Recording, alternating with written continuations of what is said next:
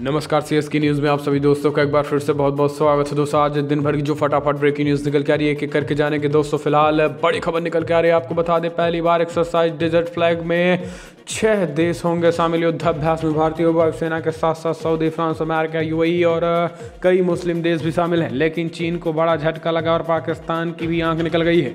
दूसरी बड़ी अपडेट निकल के आ रही है, नहीं बाजा रहा चीन।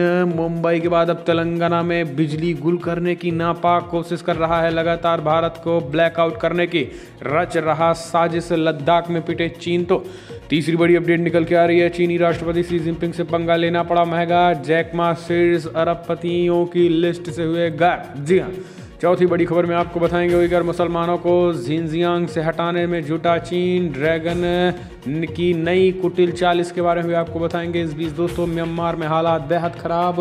लगातार सेना ने बरसाई गोलियां, तो सड़कों पर उतरे कई प्रदर्शनकारी। तो दोस्तों, सब कुछ खबरें एक करके विस्तार से बताएंगे, लेकिन उससे पहले एक छोटा सा निवेदन, अगर आपने चैनल को सब्सक्राइब नहीं किया तो प्लीज़ सब्सक्राइब के लाल बटन दबाकर चैनल को सब्सक्राइब करें। और अगर आप भी प्रधानमंत्री मोदी के नेतृत्व पे पूर्णतः भरोसा करते हैं तो इस वीडियो को लाइक करके अपना समर्थन दर्ज कर इस देश की गौरवशाली इंडियन आर्मी के लिए भी जय हिंद लिखना मत भूलिएगा। दोस्तों, पहली बड़ी अपडेट निकल के आ रही है। फिलहाल पहली बार एक्सरसाइज डेजर्ट फ्लैग 6 युद्धाभ्यास में भारतीय वायुसेना का बड़ा ऐलान। दरअसल दोस्तों, भारतीय वायुसेना यूएई, अमेरिका, फ्रांस और सऊदी अरब, दक्षिण कोरिया और बहरीन की वायुसेनाओं के साथ पहली बार एक्सरसाइज डेजर्ट फ्लैग 6 युद्धाभ्यास में भाग ले रही हैं। भारतीय वायुसेना की ओर से मंगलवार को यह जानकारी दे दी गई है। यह युद्धाभ्यास संयुक्त अरब अमीरात के अल धाबरा एयरबेस पर 3 मार्च से 31 मार्च के बीच चलेंगी। आपको बता दें, फिलहाल इस बीच जानकारी दी गई है कि ये युद्धाभ्यास संयुक्त अरब अमीरात के अल धाबरा एयरबेस पर 3 मार्च से 31 मार्च के बीच हो रही है। इस बीच एक्सरसाइज डेजर्ट फ्लैग वार्षिक बहुराष्ट्रीय युद्धाभ्यास चल रहा है। इस बीच आपको बता दें कि फिलहाल जिसको मेजबानी यूएई वायुसेना द्वारा की जाती रही है। भारतीय वायुसेना में हमेशा युद्धाभ्यास को लेकर वायुसेना उनके साथ है जिनकी मेजबानी कर रही है। इस बीच आपको बता दें कि भारत के इस युद्धाभ्यास में यूएई, अमेरिका, फ्रांस, सऊदी अरब, दक्षिण कोरिया और बहरीन की वायुसेनाओं के साथ पहली बार एक्सरसाइज डेजर्ट फ्लैग 6 युद्धाभ्यास में भाग ले रहे हैं। ये बड़ी खबर निकल के आ रही है। दोस्तों, आपको बता दें, भारत और यूएई, सऊदी, अमेरिका, फ्रांस समेत दक्षिण कोरिया समेत बहरीन समेत 7 देशों के इस समूह के बाद अब पाकिस्तान और चीन की होश उड़ गए हैं। दोस्तों, 6 देश इसमें शामिल हैं। हम चलते हैं, अगले अपडेट लेते हैं। नहीं बाज आ रहा चीन। मुंबई के बाद अब तेलंगाना में की बिजली गुल करने की नापाक साजिशियां। चीन भारत के पीछे हाथ धोकर पड़ा हुआ है। इस बात का सबसे बड़ा उदाहरण ये है कि चीन ने एक बार फिर से भारत के एक राज्य में पूरी तरीके से बिजली गुल करने की कोशिश की गई है। दरअसल तेलंगाना में टीएस ट्रांसको और टीएस गैनको प्रमुख पावर यूटिलिटी सिस्टम है जिन्हें चीनी हैकर्स ने हैक करने की कोशिश कर ली है। ये बात किसी भी देश से छुपी नहीं है और एक चीनी ऐसी नापाक हरकत पहले भी कर चुका है। न्यूयॉर्क टाइम्स से प्रकाशित एक रिपोर्ट में कहा गया है कि फिलहाल पिछले साल मुंबई में हुई ऐतिहासिक बिजली गुल के पीछे चीन का भी हाथ था। चीन चाहता था कि फिलहाल सीमा पर तनाव जारी को लेकर बड़ा कड़ा रवैया न अपनाया जाए, इसलिए उस पर साइबर अटैक हुआ था। मुंबई के मेगा बिजली कट के पीछे चीन था और उसके बाद साइबर अटैक की वजह से मुंबई में बिजली गुल हो गई थी। अब जांच में सामने आया है कि तेलंगाना में भी चीनी हैकर्स पावर सप्लाई को बाधित करना चाहते थे। उसके साथ ही यहां का डाटा भी चुराना चाहते थे। गैनको ने इस खतरे को भांपकर संदिग्ध आईपी एड्रेस को ब्लॉक किया है। दूरस्थ जगहों से काम कर रहे अफसरों और पावर ग्रिड के यूजर्स डाटा को बदल दिया है। इस बीच चौंकाने वाली बात ये भी सामने आई है कि चीन ने साल 2020 के मध्य से अब तक देश के कम से कम 12 संगठन, प्रारंभिक बिजली केंद्रों और लोड डिस्पैच सेंटर के कंप्यूटर्स को अपना निशाना बनाने की कोशिश कर रहे हैं।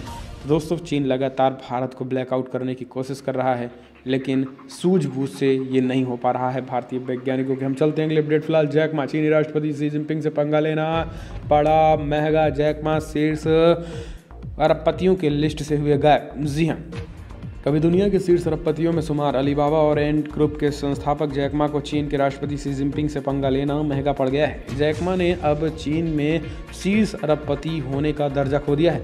मंगलवार को प्रकाशित सूची में जैक मा के साथ के उद्योगपति कमाई का रिकॉर्ड बना रहे हैं, लेकिन इस बीच इस सूची में अलीबाबा के संस्थापक चौथे पायदान पर चले गए हैं। चीन सरकार जैक मा के पूरे साम्राज्य की जाँच करने में जुट गई है। चीन के सबसे धनी लोगों की इस हुरुन ग्लोबल रिच लिस्ट में वर्ष 2020 और 2019 में जैक मा और उनके परिवार की कुल संपत्ति सबसे ज़्यादा थी।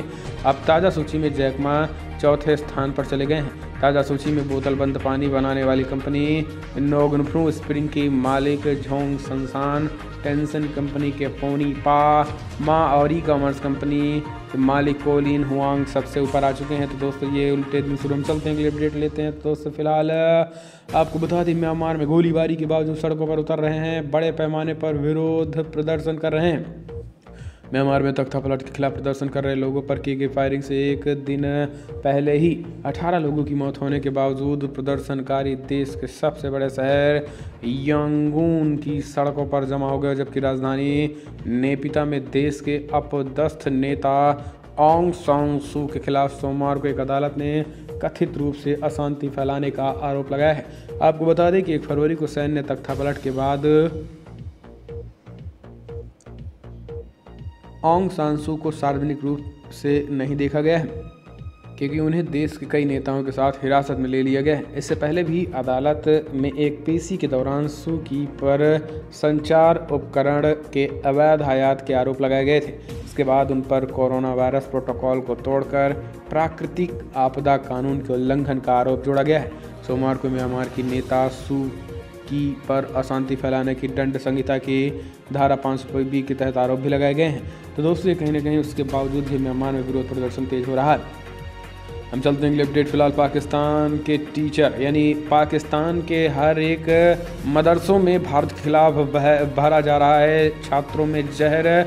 पाकिस्तानी टीचर ने कहा फिलहाल पैगंबर की आलोचना पर हत्या करनी होती है। जी हाँ, दरअसल पाकिस्तानी स्कूलों में जिस तरीके से कट्टरपंथी बच्चों के मन में नफरत भरे जा रहे हैं, इसका एक उदाहरण इन दिनों सोशल मीडिया में हो रहे वीडियो वायरल होने के बाद देखा जा सकता है। इस वीडियो में दिखाई पड़ रहा है कि एक पाकिस्तानी टीचर बच्चों को जहरीली शिक्षा दे रहा है और उन्हें भारत के खिलाफ जिहाद के लिए उकसा रहा है। यानी यही नहीं, कट्टरपंथी टीचर ये भी कहता दिख रहा है कि अगर कोई पैगंबर की आलोचना करे तो उसकी हत्या कर देनी चाहिए। वीडियो में पाकिस्तानी टीचर स्कूल बच्चों से कह रहा है कि फिलहाल वे खुद को कश्मीर मुसलमानों के साथ खड़े होने को तैयार रहें और भारत के खिलाफ युद्ध शुरू करें। यानी अब आप समझिए कि पाकिस्तान में इस तरीके से आतंकियों को जहर भरा जा रहा है पाकिस्तान की जनता के मन में। तो आप समझिए कि बड़े होकर आतंकी नहीं बनेंगे तो क्या IAS PCS बनेंगे। तो ये है पाकिस्तान की इमरान सरकार के हाल और यहाँ के प्रशासन बच्चों को इस तरीके से शिक्षा। हम चलते हैं अगले अपडेट। वायुसेना का आज से US और फ्रांस के युद्धाभ्यास अल दफरा के आसमान में उड़ रहे हैं भारत के लड़ाकू विमान। दरअसल दोस्तों, भारतीय वायुसेना आज से यूनाइटेड अरब अमीरात, अमेरिका और फ्रांसीसी वायुसेना के साथ युद्धाभ्यास शुरू करने जा रही है। भारतीय वायुसेना पहली बार UAE में होने वाले डेजर्ट के साथ युद्धाभ्यास करेंगे। उसके लिए सेना के लड़ाकू विमान और बड़ी संख्या में वायुसैनिक वहां पहुंच चुके हैं। अगले कुछ हफ्तों तक चलने वाले इस अभ्यास में भारतीय वायुसेना के कई लड़ाकू विमान UAE के अल दफरा एयरबेस में डेरा डालने पहुंच रहे हैं। हम चलते हैं अगले अपडेट लेते हैं। तो दोस्तों, राष्ट्रपति रामनाथ कोविंद ने लगवाई वैक्सीन, लोगों से टीका लगवाने की अपील की है। दरअसल देश में 1 मार्च से कोरोना वैक्सीन का दूसरा चरण शुरू हो चुका है और इसी क्रम में आज राष्ट्रपति रामनाथ कोविंद ने आर्मी रिसर्च और रेफरल हॉस्पिटल में कोरोना की पहली खुराक लगवाई। इस दौरान उनकी बेटी और उनके साथ हॉस्पिटल में मौजूद थी।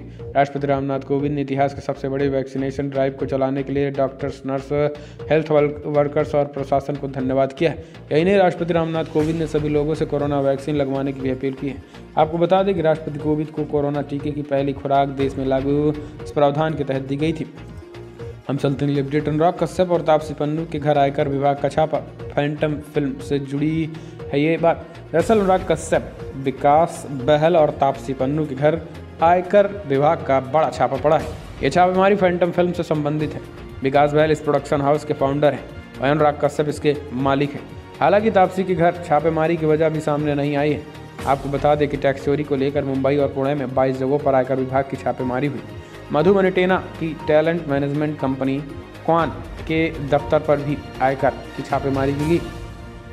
इन सितारों के खिलाफ कथित तौर पर बड़े पैमाने पर आयकर की चोरी का मामला भी आया है। इन लोगों की मुंबई में और यहां से बाहरी ठिकानों पर छापेमारी की जा रही है। खबरें ये भी है कि छापेमारी में भी बड़े बड़े नाम सामने आ सकते हैं। अब इस मामले से अधिक जानकारी अभी बाकी है। हम चलते हैं अगले अपडेट लेते हैं। फिलहाल 20 और किसानों के खिलाफ लुकआउट नोटिस, 15 नई FIR, पुलिस को विदेश भागने का अंदेशा, राकेश टिकैत पर भी कसा शिकंजा। जी हां, बड़ी खबर निकल के आ रही। गणतंत्र दिवस पर ट्रैक्टर रैली के हिंसा के मामले में 20 और किसानों के खिलाफ लुकआउट नोटिस जारी कर दिया गया है। इनमें से ज़्यादातर किसान नेता और इससे पहले 40 किसानों के खिलाफ ये नोटिस जारी की जा चुकी है। पुलिस को आशंका है कि ये लोग पुलिस कार्रवाई से बचने के लिए विदेश भाग सकते हैं। एयरपोर्ट पर भी सतर्कता बढ़ा दी गई है।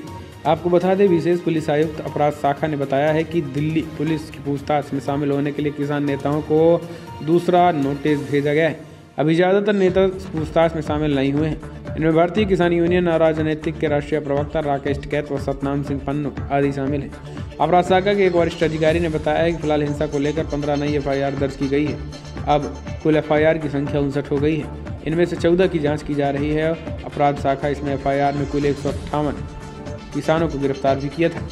हम चलते हैं अपडेट लेते हैं। तो दोस्तों, MCD उपचुनाव में आपकी बड़ी जीत, 5 में से 4 सीटों पर कब्जा, 1 पर कांग्रेस ने जीत दर्ज की। दिल्ली नगर निगम के 5 वार्डों पर उपचुनाव के नतीजे आ गए हैं और आम आदमी पार्टी ने जबरदस्त जीत हासिल कर ली है। दिल्ली नगर निगम के 5 में से 4 वार्डों में आम आदमी पार्टी की जीत हुई है, वहीं 1 पर कांग्रेस पार्टी की जीत हुई है। MCD के उपचुनाव के नतीजे भाजपा के लिए परेशान करने वाले हैं, क्योंकि इस बार बीजेपी का खाता नहीं खुला है। दरअसल बुधवार सुबह शुरू हुई मतगणना में शुरू से ही 4 वार्डों पर आम आदमी पार्टी के उम्मीदवार आगे चल रहे थे। हालांकि बाद में नतीजे भी ऐसे ही रहे। आपको बता दें, शालीमार बाग, नॉर्थ कल्याणपुरी, त्रिलोकपुरी और रोहिणी C वार्ड में आम आदमी पार्टी के प्रत्याशियों की जीत हुई है, जबकि चौहान बंगर क्षेत्र से कांग्रेस ने बाजी मारी है।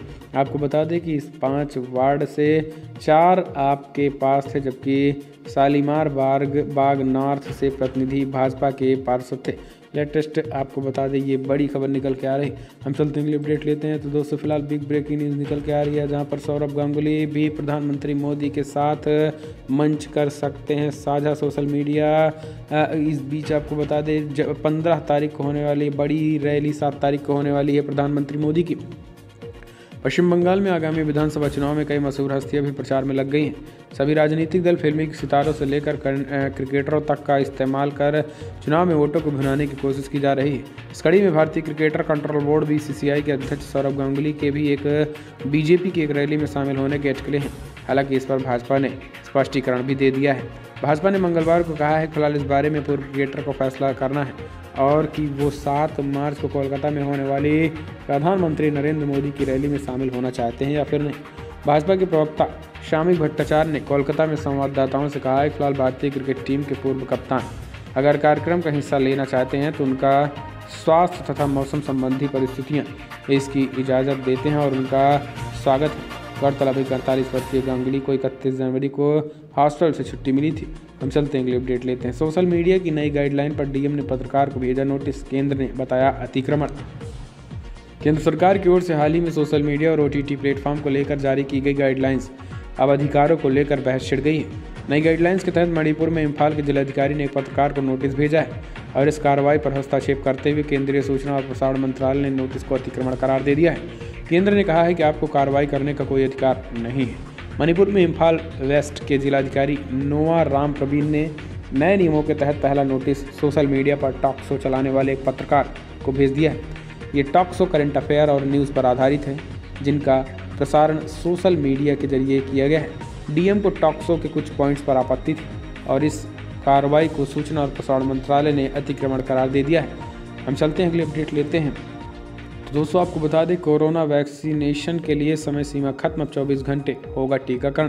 स्वास्थ्य मंत्री हर्षवर्धन का बड़ा बयान निकल गया है। केंद्रीय मंत्री हर्षवर्धन ने कहा है कि सरकार ने कोरोना रोधी टीके लगाने की रफ्तार बढ़ाने के लिए समय सीमा खत्म कर दी है। अब नागरिक 24 घंटे 7 दिन अपनी सुविधाजनक टीके लगवा सकते हैं। इससे पहले जब 1 मार्च टीकाकरण का दूसरा चरण शुरू होने वाला था, तब हर केंद्र पर सुबह 9 बजे से दोपहर 3 बजे तक का समय वैक्सीनेशन के लिए था, फिक्स था। स्वास्थ्य मंत्री ने ट्वीट करके कहा है कि सरकार ने वैक्सीनेशन की रफ्तार बढ़ाने के लिए समय की बाध्यता समाप्त कर दी और देश के नागरिक अब 24/7 अपनी सुविधा अनुसार टीका लगवा सकते हैं। हम चलते हैं, अगले अपडेट लेते हैं। तो दोस्तों, बड़ी खबर, आगरा से बुरके में लापता हुई लड़की दिल्ली की गेस्ट हाउस से बरामद, एक युवक भी गिरफ्तार।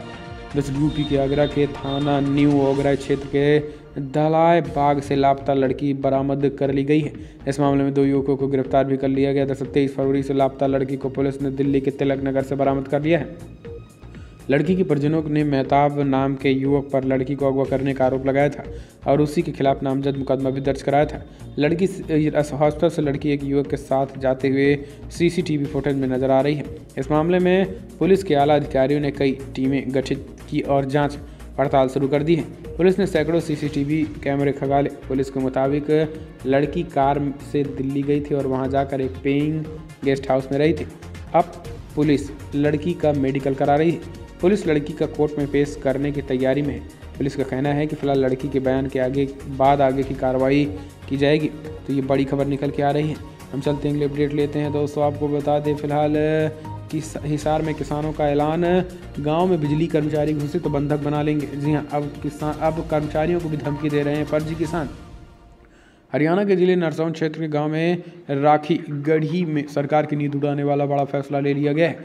यहाँ बाहरा खाप पंचायत के चबूतरे पर किसान मजदूर महापंचायत में बिजली कर्मचारियों को बंधक बनाने का निर्णय ले लिया है। यह महापंचायत किसान आंदोलन के समर्थन में की गई। इस महापंचायत में इनोलो के प्रधान महासचिव अभय चौटाला को सम्मानित किया गया था और इस बीच ये फैसला भी निकल के आया है कि खाप पंचायत के क्षेत्र में भी जितने भी गांव हैं, यदि उनमें कोई भी बिजली कर्मचारी छापेमारी करेगा तो उनको बंधक बना लिया जाएगा। तो ये किसानों का ऐलान निकल के। अब आप बताइए कि ये फर्जी किसान नहीं तो इनको क्या कहा जाएगा।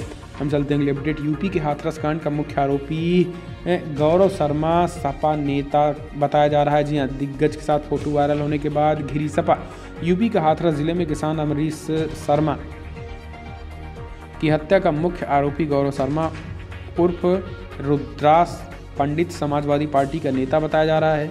उसकी शिवपाल यादव समेत कई दिग्गज नेताओं के साथ फोटो, अखिलेश की सभा के बैनर समेत कई तस्वीरें इंटरनेट मीडिया पर वायरल हो रही है। पुलिस ने एक आरोपित को गिरफ्तार कर लिया, जबकि मुख्य आरोपित गौरव शर्मा समेत कई हमलावर अभी भी उनकी तलाश की जा रही है। हत्याकांड में शामिल मुख्य आरोपी गौरव शर्मा समाजवादी पार्टी से जुड़ा है। इंटरनेट मीडिया पर उसके शिवपाल यादव, बुलंदशहर के पूर्व विधायक श्री भगवान शर्मा और गुंडू पंडित के साथ फोटो वायरल हो रहे हैं। तो दोस्तों, अब कहीं न कहीं तरीके से सफाइयों का कनेक्शन निकल गया है। अब आप समझिए कि समाजवादी पार्टी में ज़्यादातर गुंडे क्यों भरे और सीएम योगी आदित्यनाथ सफाइयों को गुंडे क्यों कहते हैं, अब आप समझ लिए होंगे। तो दोस्तों, फिलहाल बड़ी खबर में इतना ही, लेकिन अगर आपको वीडियो पसंद आया तो लाइक कर शेयर करें, कमेंट के माध्यम से अपनी राय देना ना भूलें। इस वीडियो में इतना ही। जय हिंद, वंदे मातरम।